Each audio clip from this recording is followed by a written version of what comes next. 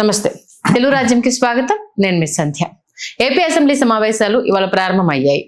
అందరూ ఉత్కంఠగా ఎదురు చూసింది అయితే జగన్ అసెంబ్లీకి వస్తాడా రాడా, రాకుండా ఉండడం కోసమే ఢిల్లీ ధర్నా అంటూ తెరమీద తీసుకొచ్చిన అందరి అంచనాలను తలకిందులు చేస్తూ ఆయన వాళ్ళ అసెంబ్లీకి రావడం, గవర్నర్ ప్రసంగానికి అడ్డు తగలడం, ఆ తర్వాత బయటికి వచ్చి పోలీస్ డిపార్ట్మెంట్ కి సంబంధించి వార్నింగ్ ఇవ్వడం, మనం ఇదంతా చూసాం.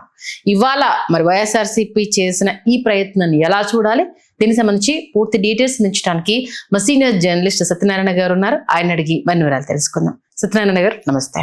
నమస్తే. అందరి అనుమానాన్ని పటాపంచలు చేస్తూ ఆయన వ్యూహంలో ఆయన రావడము, ప్రసంగాన్ని అడ్డుకోవడం, బయటకు వచ్చి పోలీస్ డిపార్ట్మెంట్ కి వార్నింగ్ ఇవ్వడం, ఓవరాల్ గా ఇవాళ ఆయన వ్యవహరించిన తీరును ఎలా చూడాలి? అంటే మొదటి నుంచి కూడా ఆయన అసలు అసెంబ్లీకి వద్దామా లేదా అనేది ఒక అనుమానం ఉంది. ఎందుకంటే ప్రమాణ స్వీకారం చేసిన రోజు కూడా తన పార్టీ తోటి సభ్యులు ప్రమాణ స్వీకారం చేసే వరకు కూడా ఆయన ఉండలేదు, వెళ్ళిపోయాడు. తర్వాత కూడా ఆయన ప్రతిపక్ష హోదా కోసం, ఎందుకంటే అయ్యన్న పాత్రుడిని ఆయన ఐ టు ఐ చూడటానికి ఆయన ఇష్టపడలేదు అనేది కొంత సమాచారం. నెక్స్ట్ ఆయన ప్రతిపక్ష హోదా అనేది కావాలి అని చెప్పేసి అదే అయ్యన్న పాత్రుడికి మళ్ళీ ఆయన అప్లికేషన్ పెట్టుకున్నాడు. అంటే రూల్ ప్రకారం సాధ్యం కాదనేది తేలింది. అంటే ఆయనకు ప్రివిలేజ్ కావాలి అని చూసుకుంటున్నాడు. ఆ ప్రివిలేజ్ వస్తే తప్ప ఇక్కడికి రాడు అనేది అనుమానాలు వచ్చినాయి. అంటే ఇవాళ కూడా ఆయన ఏదంటే వచ్చినట్టు రానట్టు కాకుండా స్ట్రాటజీకి వ్యవహరించాడు. అంటే వచ్చి అంటే ఏదైనా సరే ఎవరైనా సరే గవర్నర్ ప్రసంగాన్ని వింటారు, విని మధ్యలో ఏదైనా అభ్యంతరాలు ఉంటే అడుగుతారు, లేదంటే మళ్ళీ రేపు దాని మీద మళ్ళీ చర్చ జరుగుతుంది. ఆ చర్చలో అప్పుడు బీభత్సంగా నువ్వు క్రిటిసైజ్ చేయొచ్చు, బీభత్సంగా ఏమైనా చేయొచ్చు. అంటే అసలు అప్పుడు దాకా ఆగేది కూడా కనపట్లే ఆయన. ఏదో ఒకటి ఇమీడియట్ గా ఇప్పుడు మొన్న వినుకొండలో చూసాము, ఆయన ఇప్పటికప్పుడే రాష్ట్రపతి పాలన పెట్టాలి, లా అండ్ ఆర్డర్ విచ్ఛిన్నమైంది అంటే ఇప్పుడు ఆయన చంద్రబాబు నాయుడు వీక్నెస్ ఉన్న దాన్ని గమనించాడు. చంద్రబాబు నాయుడు ఇప్పుడే ఇదే అంటే జనరల్గా చంద్రబాబు నాయుడు పార్టీలో కానీ అక్కడ కానీ ఏంటంటే ఇప్పుడు జగన్మోహన్ రెడ్డిని ముందుగా కట్టడి చేయాలి, మిమ్మల్ని అరెస్ట్ చేశాడు కాబట్టి ఆయన కూడా ఏదో రకంగా లోపల దోసి చాలా ఇబ్బంది పెట్టాలి, నాయకులందరినీ కంట్రోల్ చేయాలనేది డిమాండ్ వస్తుంది. కానీ చంద్రబాబు నాయుడు ఏంటంటే ఆయన కొంచెం సమయంతో వ్యవహరిస్తున్నాడు. Because he's unexperienced politician. మన కూడా ఒక సందర్భంలో అన్నాడు, మనం ఈ విచారణలు ఈ గొడవలు ఇవన్నీ పెట్టుకుంటే పెట్టుబడులు రావాలి. అంటే ప్రస్తుతం అందరి ఎక్స్పెక్టేషన్ ఏంటంటే చంద్రబాబు నాయుడు ఏదో రాష్ట్రాన్ని బాగు చేస్తాడు, అమరావతిని కట్టిస్తాడు, పెట్టుబడులు వస్తాయి, పోలవరం పూర్తి చేస్తాడు అనే ఎక్స్పెక్టేషన్స్ తోటి ఆయనకు అధికారం ఇచ్చారు. ఈ పోలీసు రైళ్లు, లా అండ్ ఆర్డర్ సిచ్యువేషన్ అవన్నీ పోయినసారి అంత గందరగోళం జగన్ సృష్టించాడు కాబట్టి ఇప్పుడు తను ఎంచుకున్న మార్గం ఏంటంటే, అంటే కొంత హైబర్నేషన్ లో ఉండి జగన్ బయటకు వచ్చాక ఆయన ఎంచుకున్న మార్గం ఏంటంటే ఒక డిస్రప్టర్. అంటే ఒక ట్రాఫిక్ వెళ్తున్నప్పుడు మధ్యలో అదే మామూలుగా రన్నింగ్ రేసులో పాల్గొన్నప్పుడు మనకి ఇష్టం లేని వాళ్ళని ఏం చేస్తామంటే ఏదో ఒకటి ఇసిరి వాళ్ళ కాళ్ళకి అడ్డం పడతాం, కాళ్ళకి అడ్డంకులు సృష్టిస్తాం. అంటే దాన్ని ఒక స్ట్రాటజీగా ఎంచుకున్నట్టు కనపడుతుంది. ఎందుకంటే దానివల్ల చంద్రబాబు నాయుడు ఇరకాటంలో పడతాడు. చంద్రబాబు నాయుడు ఇప్పుడు ఎందుకంటే లా అండ్ ఆర్డర్ ఆయనకు ముఖ్యం. ఇప్పుడు తిరిగి మొత్తం అందరిని మూసేసి గందరగోళం చేసి చేయటం ఇప్పుడు ఆల్రెడీ జగన్మోహన్ రెడ్డి నేర్పాడు కాబట్టి అది పెద్ద విషయం కాదు. ఇప్పుడు ఆ పని చేయాలి అంటే ఇప్పుడు ఆయనకి ఇబ్బందులు ఉన్నాయి. ఎందుకంటే ఆయన ఎంచుకున్న మార్గం వేరు. ఈ ప్రతీకారం, దాడులు ఇవన్నీ అయితే మొత్తం లా అండ్ ఆర్డర్ సిచ్యుయేషన్ బాగాలేదు ఆంధ్రప్రదేశ్లో ఒక రిమార్క్ వస్తే అప్పుడు పెట్టుబడులు రావు, ఈయన గవర్నెన్స్ చేయడానికి ఏముండదు. పోయినసారి మళ్ళీ జగన్ వ్యవహారం రిపీట్ అయింది. అందరినీ జైల్లో చేయటం, అందరితోటి ఇది చేయటం, అందరి మీద ప్రెషర్ చేయటం. బహుశా ఆ బలహీనతను వాడుకుందామనే స్ట్రాటజీని జగన్మోహన్ రెడ్డి తీసుకున్నట్టున్నాడు. ఇవాళ కూడా దాన్ని అమలు జరిపాడు. అంటే ఒకంత కార్యకర్తలకు తమ అధినేత ఉత్సాహము, అంటే ఇన్ని రోజులు ఆయన అసెంబ్లీకి రావడం, ఇంకా ఎదుర్కొనేది ఇది లేదు, ఇంకా ఏదో ప్రత్యామ్నాయాలు వెతకాలి అన్నదానికి ఇవాళ ఆయన వ్యవహరించిన తీరు వాళ్ళకి కొంత బలం ఇచ్చిందని అనుకోవాలా? అంతే. ఇప్పుడు తమ నాయకుడు శాంతం కాడి బారేస్తాడు. ఎందుకంటే పార్టీలో కూడా పరిస్థితి బాగాలేదు, చాలా మంది దీని మీద హోప్ లేదు.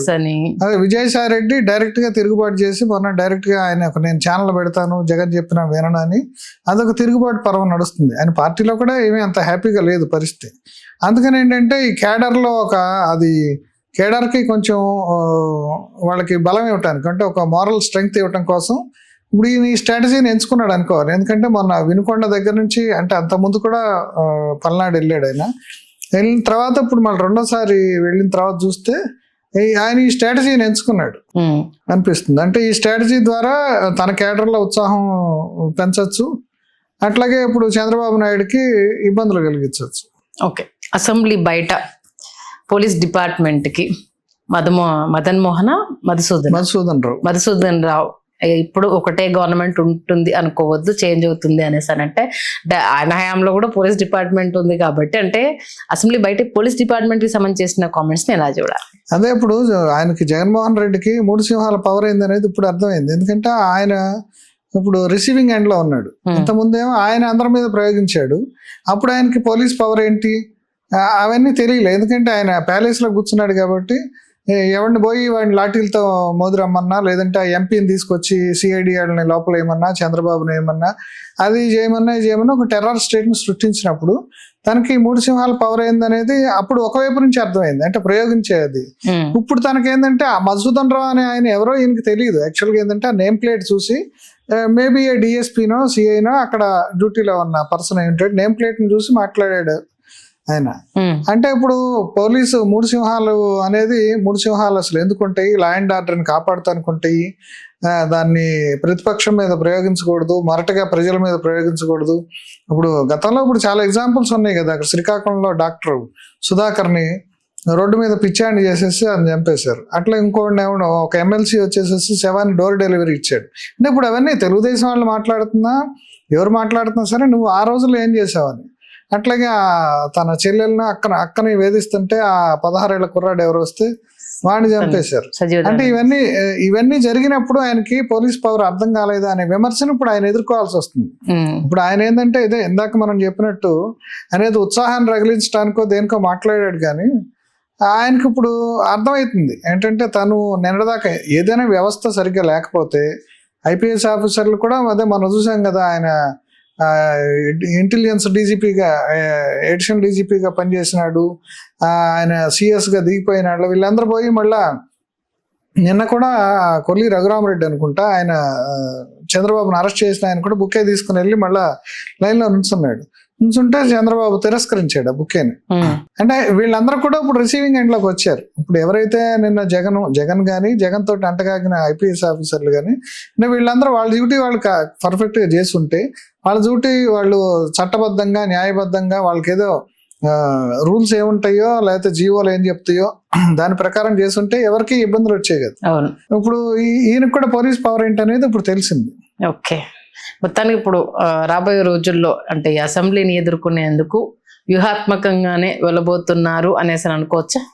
అంటే అసెంబ్లీని ఎదుర్కొంటాం ఒకటి. ఇప్పుడు ఆయన ఢిల్లీలో ధర్నా అంటున్నాడు. ఆయన ఇప్పుడు టార్గెట్ ఏంటంటే ఆంధ్రప్రదేశ్ లో తను దిగిపోయాక మొత్తం శాంతి భద్రతలన్నీ విఫలం అయ్యాయి, లా అండ్ ఆర్డర్ లేదు, టీడీపీ వాళ్ళు శివ రాజకీయాలు చేస్తున్నారు అనేది ఇప్పుడు నిన్న అక్కడ వినుకొండలో జరిగిన మాట కూడా వాళ్ళిద్దరు పర్సనల్ గొడవ అని చెప్పేసి చెప్తున్నారు. జనరల్ గా ఏంటంటే రాజకీయ కక్షలు వీళ్ళు రగిల్చారు కాబట్టి మొన్న ఆయన పోయి జైల్లో పలకరించి వచ్చాడు కదా. అక్కడ ఎవరు పల్నాడు లీడరు పిన్నెల్లి రామకృష్ణారెడ్డిని పలకరించి వచ్చాడు. నెక్స్ట్ నిన్న వీళ్ళని పలకరించి వచ్చాడు. ఇంకా వీళ్ళందరూ ఎన్ని చూసాక ఏంటంటే ఇక తన కేడర్ని తను కాపాడుకోవడానికి తన ప్రయత్నం చేస్తున్నాడు.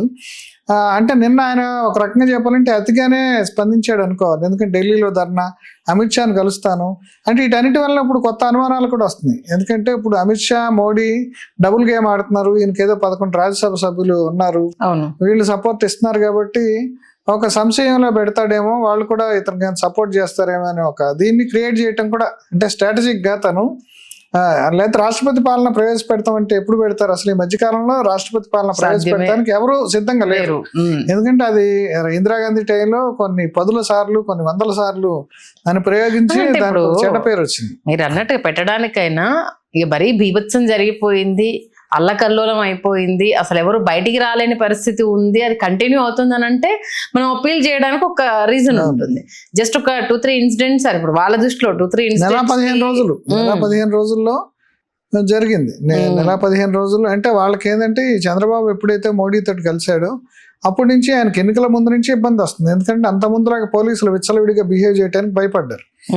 వీళ్ళంతా ఐపీఎస్ వాళ్ళు కాబట్టి సెంట్రల్ గవర్నమెంట్ సపోర్ట్ చంద్రబాబు నాయుడుకు ఉంది. చంద్రబాబు నాయుడు కూడా అదే స్ట్రాటజీ తోటి చాలా కష్టపడి ఆ సపోర్ట్ తెచ్చుకున్నాడు కుటుంబంలోకి బీజేపీని. అందుకని ఇప్పుడు ఈయన ఢిల్లీలో ధర్నా చేయటం అనేది అది చాలా అతి చేస్తున్నాడు. ఢిల్లీలో ధర్నా చేస్తే ఎవరు పట్టించుకుంటారు? ఏదైనా చేస్తే రాష్ట్రంలో చేయాలి. రాష్ట్రానికి సంబంధించిన సమస్యల మీద రాష్ట్రంలో చేయాలి. అక్కడ పోతే అంటే తను ఇప్పుడు ఢిల్లీలో తనకి పవర్ ఉందా లేదా అనే విషయంలో ఒక సంశయం సృష్టించడానికి, ఒక అనుమానం గందరగోళాన్ని సృష్టించడానికి స్ట్రాటజిక్ గా ట్రై చేస్తూ ఉన్నా ఉండొచ్చు. ఓకే. లేదంటే హోప్లెస్ సిచ్యుయేషన్ లో ఏదో ఒకటి హడావుడి క్యాడర్ లో కొంత మొరాలిటీ, ఎందుకంటే చాలా మంది వెళ్ళిపోతారు. నిన్న ఏదో ఆయన సమావేశం పెడితే కూడా కొంతమంది 4-5 రాజ్యసభ సభ్యులు రాలేదని చెప్పి అవును. ఆయన పార్టీ వాళ్ళు, అంటే వాళ్ళందరూ జారిపోకుండా కానీ ఇట్లా కూడా కావచ్చు. ఎందుకంటే ఇప్పుడు వాళ్ళు మోడీని బుజ్జగిస్తే ఆ 11 సీట్ల కోసం అనుకోనక్కర్లే, వాళ్ళు ఆ 11 మందిని చీల్ చేసి 11 మందిలో 6-7 చీల్ చేస్తే ఇప్పుడు మిగతా వాళ్ళు కూడా ఇటు కాకుండా అయిపోతారు. ఇప్పుడు డిఫెక్షన్ చట్టం ప్రకారం కూడా అది వర్తించకుండా చేయగలరు వాళ్ళు. Okay. Please do subscribe to Telugu Rajyam channel. Please do subscribe to Telugu Rajyam channel. Please do subscribe to Telugu Rajyam channel. Hi అండి, నేను మీ ఆర్పీని, నెల్లూరు పెద్దారెడ్డి చేపల పులుసు ఓనర్ని.